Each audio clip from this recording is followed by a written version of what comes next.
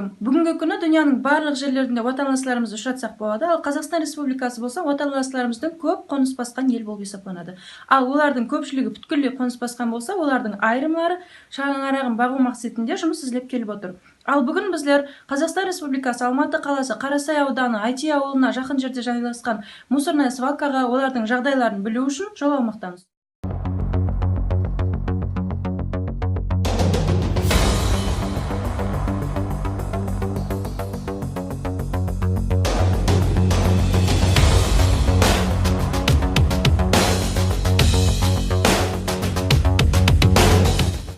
Бул жердин охранниктери bizlerди тикаргы эсиктен киргизбегенлиги себеплүү ушул жерде иштейтин отанасыбыздын бири жасырын жол менен киргизүүгө жардам берди.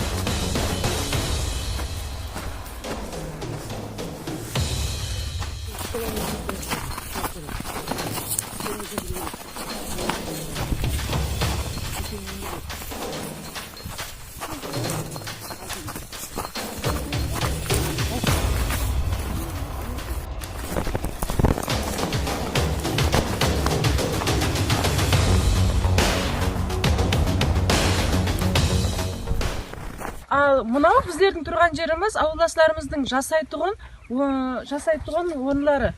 Келіңіз біреуін кіріп көреміз. Ол жерде қалай жасауға болады? Имканиятлар қандай, шариатлар қандай?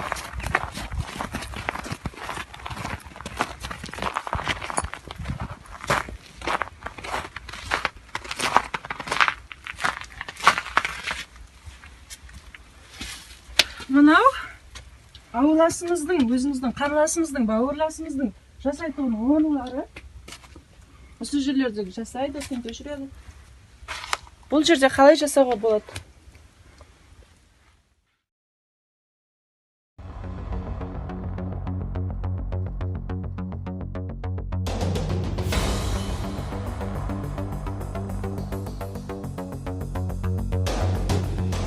Ал егер ауылымызда өзіміздің ауылымызда Қарақалпақстан Республикасында жасау шарияты жақсы болғанда, жұмыс орындар ажыратылғанда, жақсы жұмыс орындар ажыратылып, соларға жетерліше айлық төлегенде, мүмкін ауылдасымыздың жағдайлары бұндай болмаған ба еді? Бұндай жерлерде жасамаған болар ма еді?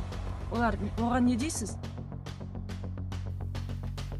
Егер 1996 жылға шейін Қарақалпақстан Республикасынан алым, илимпазлар жұмыс алмасып, өзлерінің білім дәрежесін жетілдіру үшін шыққан болса, 2000 жылдардан баслап халқымыздың көплеген қатламы ең төмен дәрежедегі жұмысларды істеуге шығып атыр. Хаттекі жоғарғы оқу орынларын бітірген жерлестеріміз де бұл жұмысларда ұшырасады. Еліміздің бұл дәрежеде төмен кетіп бара тұрғанына кім күнәлі? Қарақалпақстан Республикасының басшыларының жоқлығының себебі ма? Я болмаса тикарғы проблемалар айтылмай, жабулы қазан жабулы қалсын деген ма?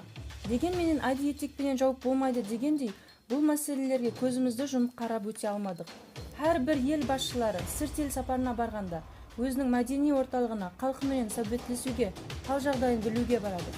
Мысалы ретінде айтатұғын болса, Өзбекстан Республикасының президенті жақын арадағы болған Америкадағы іс-сапарында ең алдымен өзбек милли мәдени орталығына барып, халқымен сәбет өткізіп, ал онан кейін болса, өзінің дипломатиялық жұмыстарын алып барды. Осы сияқты сырт елде жүрген халқымыздың ахуалын, жағдайын сұрайтұғын басшыларымыз қайда қалды? Депутатларымыз қайда қарап отыр? Жұмыссыздықты қамтамасыз етуші биржа неменен бәнд?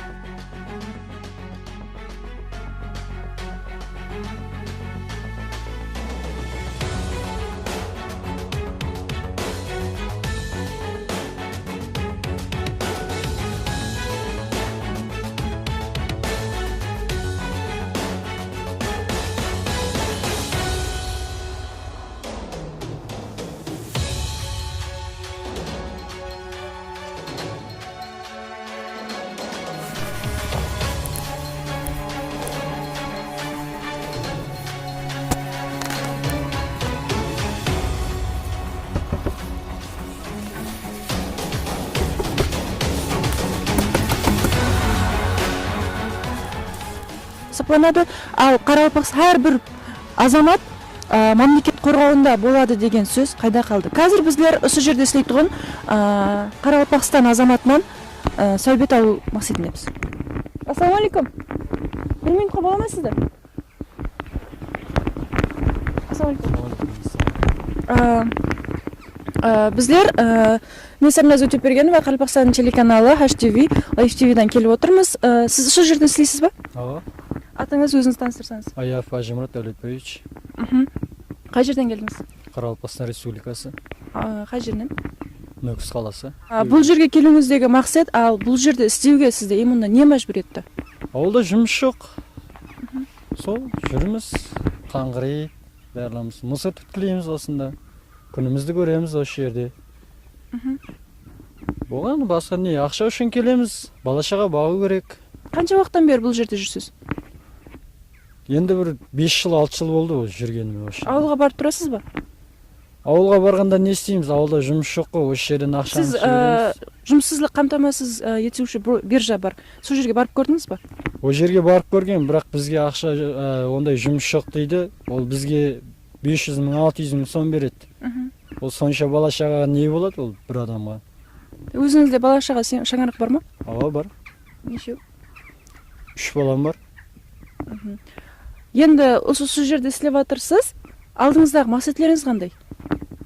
Енді алдымызда максатлар болса, просто Карабакстанда жұмыс болса,